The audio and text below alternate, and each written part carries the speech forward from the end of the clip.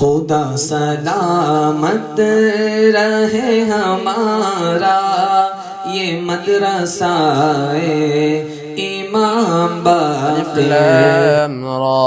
كتاب أنزلناه إليك لتخرج الناس من الظلمات إلى النور بإذن ربهم إلى صراط العزيز الحميد.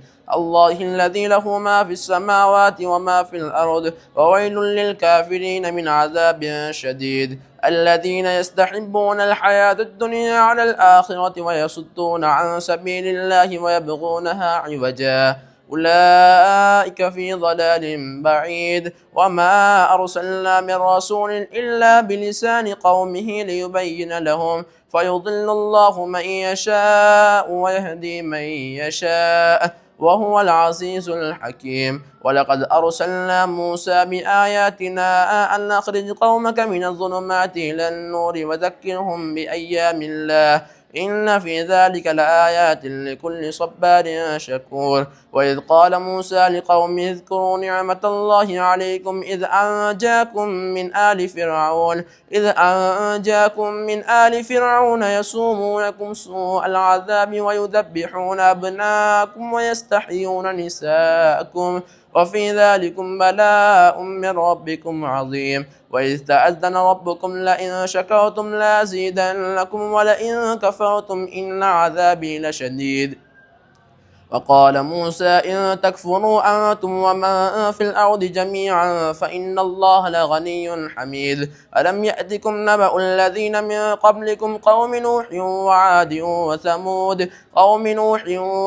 وثمود والذين من بعدهم لا يعلمهم إلا الله جاءتهم رسلهم بالبينات فردوا أيديهم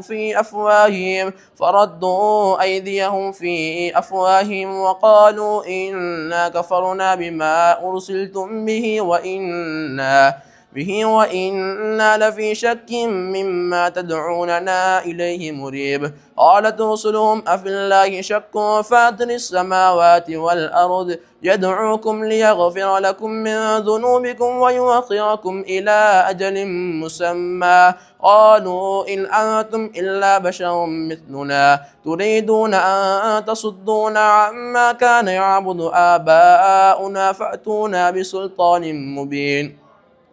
قالت لهم رسلهم إن نحن إلا بشر مثلكم ولكن الله يمن على من يشاء من عباده وما كان لنا أن نأتيكم بسلطان إلا بإذن الله وعلى الله فليتوكل المؤمنون. وما لنا ألا نتوكل على الله وقد هدانا سبلنا ولنصبرن على ما آذيتمونا وعلى الله فليتوكل المتوكلون. وقال الذين كفروا لرسلهم لنخرجنكم من أرضنا أو لتعودن في ملتنا فأوحى إليهم ربهم لنهلكن الظالمين ولنسكننكم الأرض من بعدهم ذلك لمن خاف مقامي وخاف وعيد. واستفتحوا وخاب كل جبار عنيد من ورائه جهنم ويسقى من ماء صديد يتجرعه ولا يكاد يصيغه ويأتيه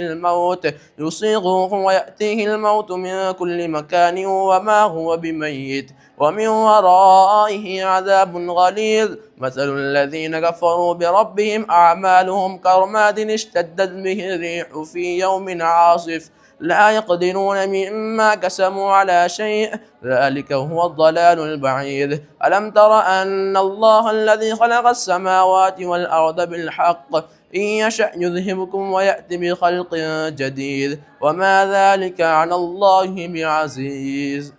الله أكبر.